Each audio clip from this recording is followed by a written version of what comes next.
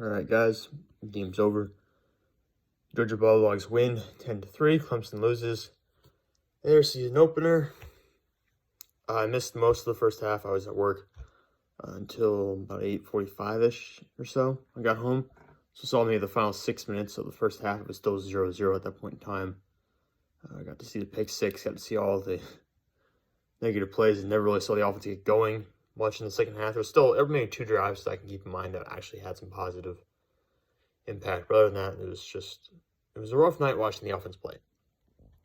And I don't think we expected that based on what we saw from DJ Uyunglele last season, especially against, I think it was Boston College and Notre Dame, especially after the Notre Dame game.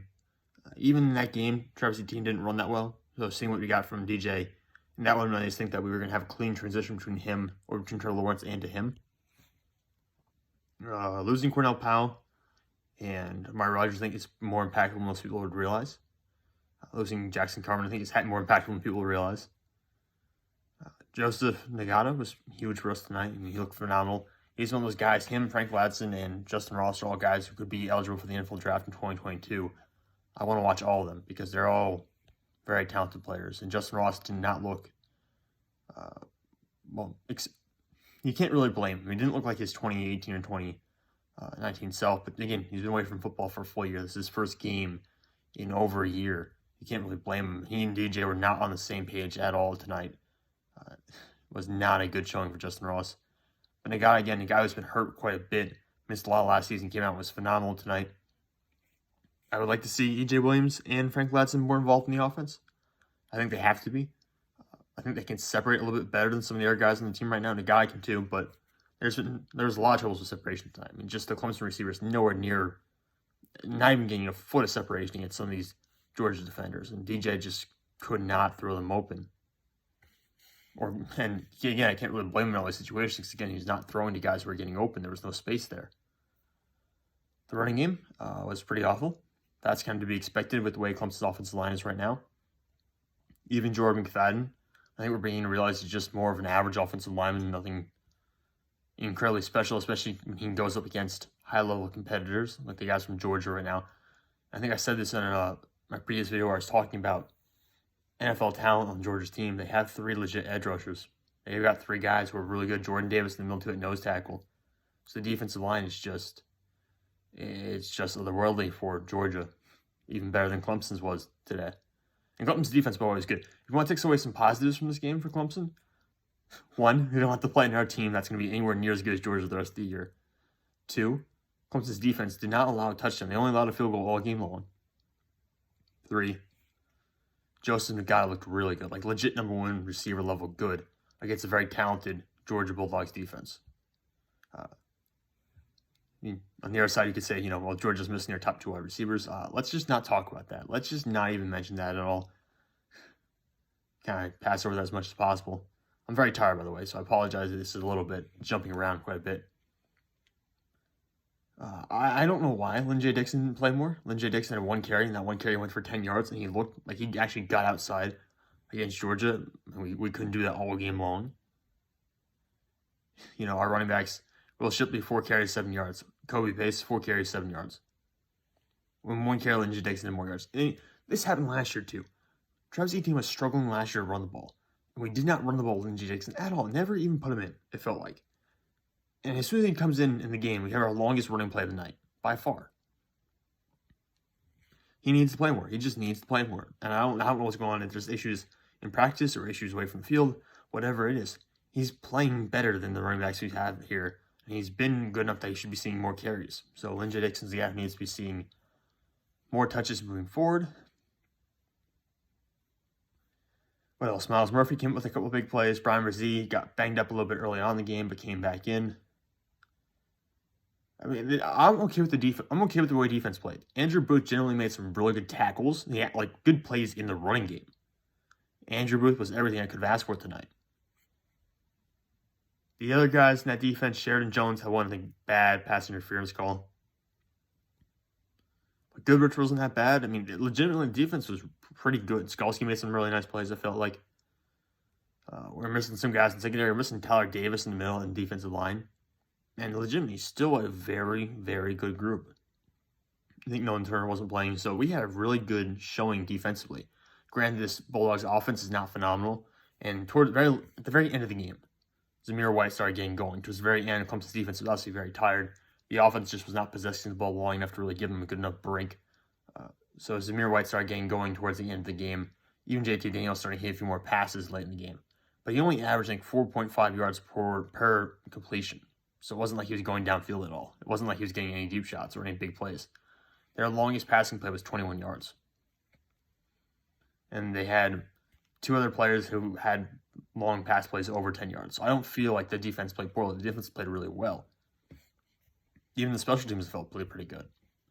It just comes down to that offense. DJ did not look comfortable. Not look comfortable at all. His release was kind of, it could just be his release is different and that it doesn't really impact his game negatively whatsoever. It just looks different to me. But I felt at times that he was rifling the ball low, like the way he was releasing it, the ball was coming out too low.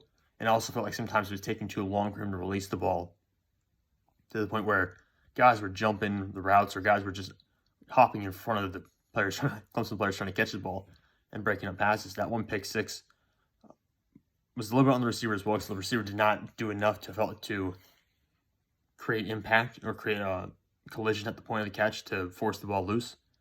But DJ stared him down the entire way. DJ was going there the whole time, and Georgia Bulldogs safety just stared that play down and jumped right into it. And legitimately, play starts, Georgia player starts moving forward and just doesn't stop moving until he gets into the end zone because the ball arrived right on time.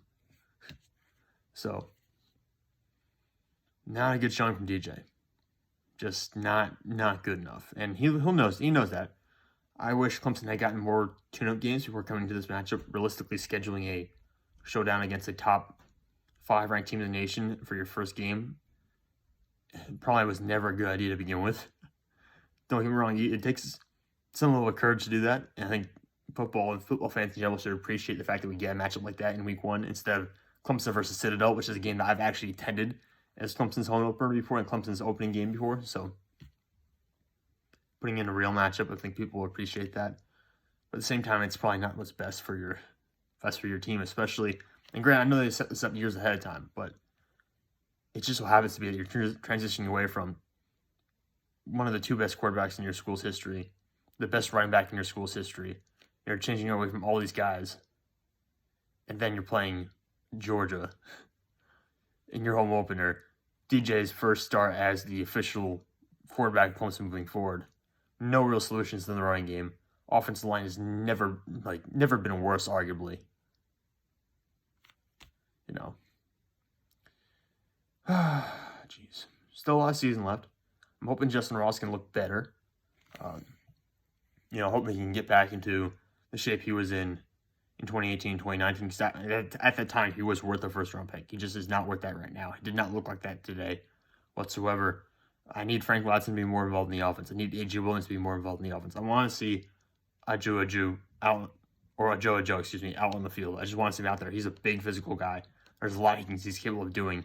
They will give Clemson even play him at tight end, man. Even play him at tight end.